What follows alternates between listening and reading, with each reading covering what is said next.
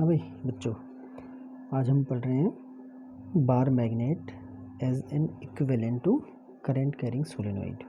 Okay, ये हम जब हमने सोलेनोइड अलग से पढ़ा होगा तब हमने इसकी मैग्नेटिक फील्ड लाइंस बनाई होंगी, तब भी कहा होगा कि ये बिल्कुल बार मैग्नेट की तरह होता है। ओके, तो आज इस हेडिंग में हम कंप्लीट यही इक्विवेलेंस देखेंगे कि बार मैग्नेट और करंट कैरिंग सोलेनोइड आपस में इक्विवेलेंट होते हैं। ओके, तो 2-3 पॉइंट्स ये देखो क्या लिखे हमने कि जो बार मैग्नेट में 2 पोल्स होते हैं, नॉर्थ एंड साउथ। सोलेनोइड में भी 2 पोल्स होते हैं।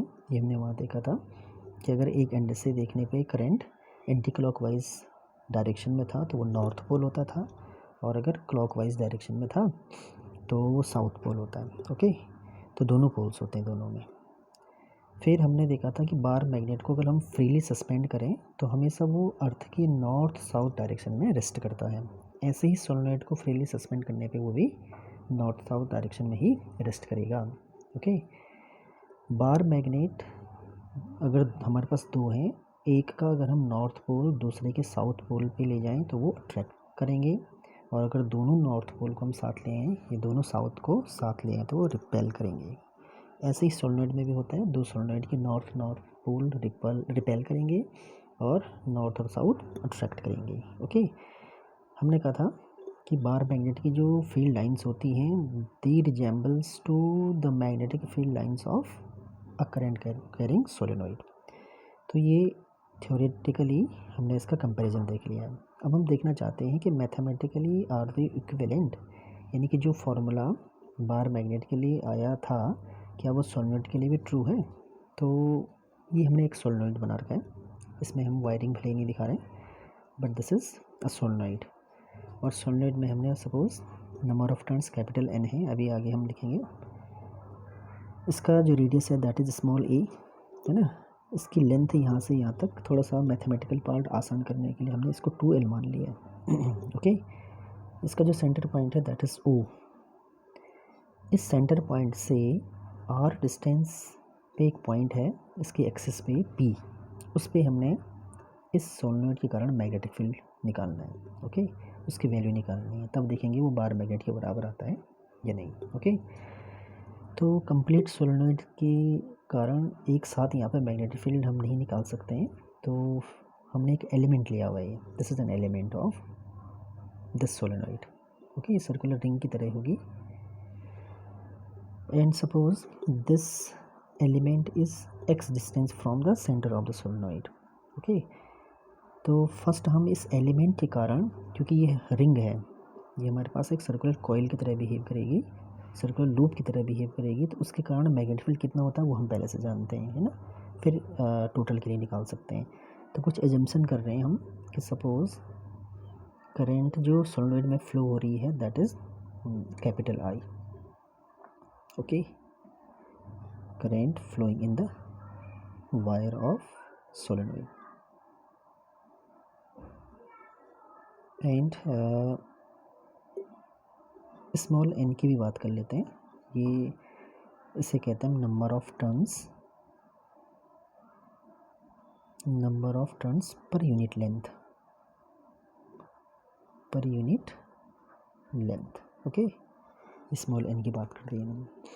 तो magnetic field due to this element. Okay, तो देयरफॉर हम क्या कह रहे हैं, फील्ड सिंपली मैग्नेटिक फील्ड है ये, field at P due to the element, and because this is element so magnetic field will be small, और स्मॉल मैग्नेटिक फील्ड को हम dB से दिखा रहे हैं, है ना। अब हमने कहा कि ये एक सर्कुलर लूप की तरह बिहेव करेगा, तो हमें मालूम है कि सर्कुलर लूप के एक्सियल पॉइंट पे हमारा मैग्नेटिक फील्ड कितना आया था, तो ये याद होना चाहिए बच्चों को, है ना। ये वाला फार्मूला हमारे पास जो आया था म्यू नॉट आया था, अगर नंबर ऑफ टर्न्स उसमें ज़्यादा है तो n उसमें फ्लो होने वाली करेंट, है ना, रेडियस का square upon 2 into a plus x square raise to power 3/2। ये फार्मूला याद होना चाहिए बच्चों को। ये किसी सर्कुलर लूप के एक्सियल पॉइंट पे मैग्नेटिक फील्ड का फार्मूला है। Okay, now we will apply this formula for this element. Okay, तो d B is equal to क्या है, म्यू नॉट है, that will be there number of turns. अब जो यहाँ टोटल नंबर ऑफ टर्न्स है वो तो कैपिटल एन है. अब इसमें कितने नंबर ऑफ टर्न्स होंगे वो हम कई बार निकाल चुके हैं, है ना. हमें से नंबर ऑफ टर्न्स किसी लेंथ में निकालना है, तो उसकी लेंथ और स्मॉल एन, इसकी लेंथ हमने डी एक्स ले रखी है यहाँ पे. एलिमेंट की लेंथ हमने कितनी ली, डी एक्स. तो इसमें कितने नंबर ऑफ टर्न्स हैं वो ये हैं, क्योंकि इसकी डेफिनेशन ही हमने कहा ये था. इसकी डेफिनेशन ही हमेशा ये होती है number of turns per unit length में से ओरिजिनल लेंथ. ओके, तो यानी कि कहीं पे हमें नंबर ऑफ टर्न्स चाहिए तो क्या है, स्मॉल एन को उस लेंथ से मल्टीप्लाई कर दो, तो वही क्या हमने यहाँ, है ना. अगर छोटी लेंथ है तो छोटी नंबर ऑफ लेंथ का नंबर ऑफ टर्न्स मिल जाएगा. तो small n into length is called the number of turns in that length. Okay, तो ये था आई इज़ देयर, ए हमने ए ही लिया हुआ है, whole upon 2, it was a square. Okay, तो ये हो जाएगा ए स्क्वायर एक्स जो ये फॉर्मूला था ये उस सर्कुलर रिंग की, उस सर्कुलर लूप के सेंटर से था. लेकिन अब की बार जो हमारा एक्स है, एक्स की जगह पे है ना, जो डिस्टेंस आएगी वो यहाँ से यहाँ तक की आएगी. तो डायग्राम को देखें अगर हमने डिस्टेंस लूप इससे लेनी है, एलिमेंट से लेनी है ना. तो एक्स भी नहीं है हमारे पास, अभी आर भी नहीं है. तो आर तो सेंटर से थी, तो एक्स डिस्टेंस कम हो गई है, तो this is r minus x, ये आएगी. जो एलिमेंट था उसके सेंटर से पॉइंट पी की डिस्टेंस आर माइनस एक्स है, r minus x is this one. N whole raised to power है 3/2.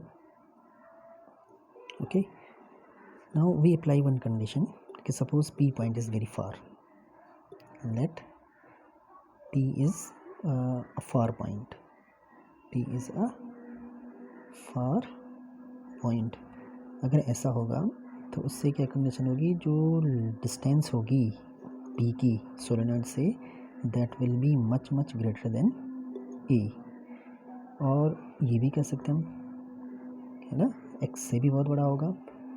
तो आर के कंपैरिजन में हम ए और एक्स को नेगलेक्ट मान सकते हैं. ओके, तो देखो जो हमारा फॉर्मूला है d B is equal to है mu naught n into d x, this is I, a square is same.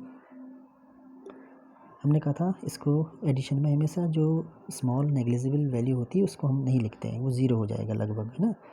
तो यहाँ से एक्स भी हटा देंगे हम, तो आर की वैल्यू स्क्वायर, अंदर स्क्वायर आ रहा है और बाहर है 3/2. इस स्क्वायर से ये वाला, सॉरी स्क्वायर रूट से ये वाला स्क्वायर कट जाएगा. तो we are having the value mu naught n d x I a square upon 2r cube आ रहा है.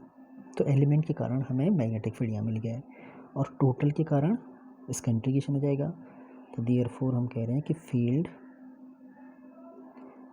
एट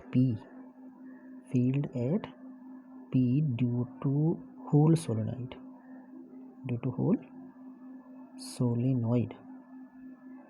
जो हो जाएगा that is suppose capital B, और ये होगा स्मॉल डी बी का इंटीग्रेशन.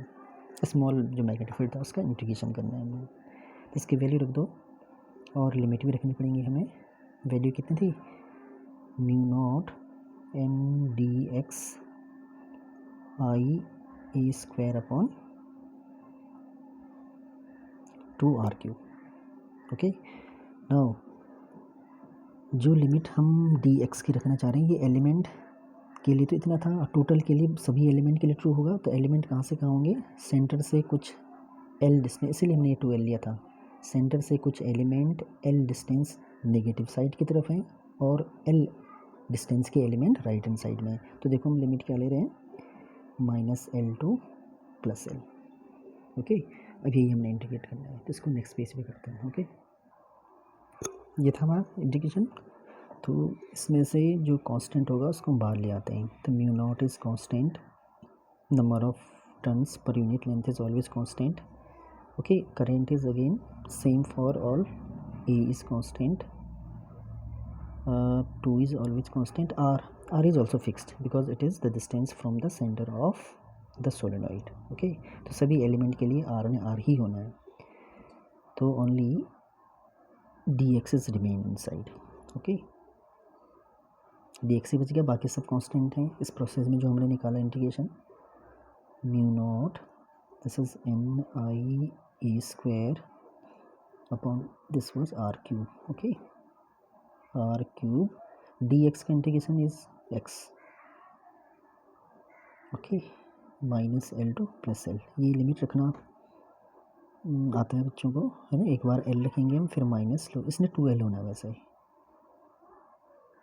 ओके, और देख लें अगर हम तो कैसे करेंगे.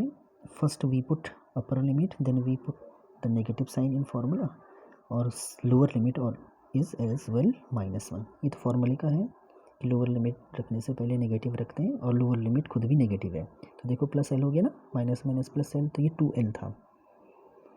तो this is mu naught NIE square upon 2r cube into 2l. Okay, यहाँ थोड़ा हम रीअरेंज कर रहे हैं. देखो, mu naught is there n into 2l, इसको एक साथ लिख दो. IA स्क्वायर, जो 2l था ना यहाँ पे लिख दिया हमने. This is 2 upon r cube, y n into 2l. यहाँ पे कहा था मैंने पीछे कहीं पे फॉर्मूले कहा था मैंने n की, n इज इक्वल टू होता है total number of turns upon total length.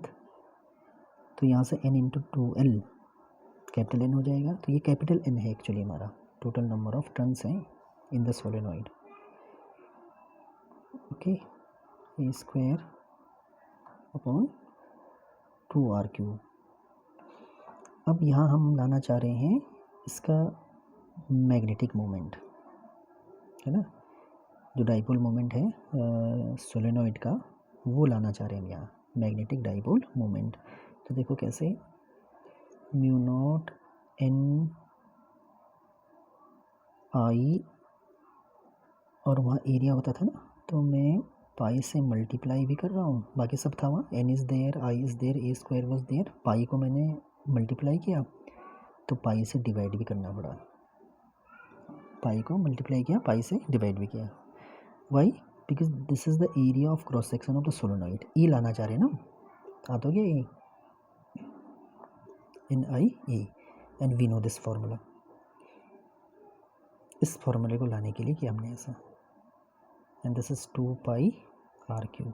This is capital M, this is capital M, यानी कि magnetic dipole moment of the solenoid, this one.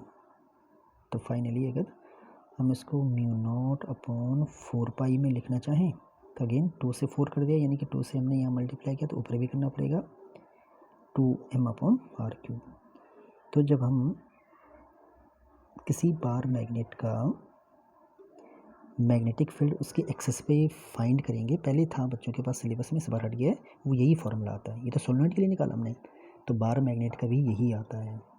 तो मैथमेटिकली भी हमने ये प्रूव कर दिया है कि जो मैग्नेटिक फील्ड है एक्सियल लाइन पे, वो किसी सोलेनॉइड के कारण और किसी बार मैग्नेट के कारण मैग्नेटिक फील्ड सेम होता है. तो this is the equivalent. Okay, तो एक बार इसको देख लेना. ओके.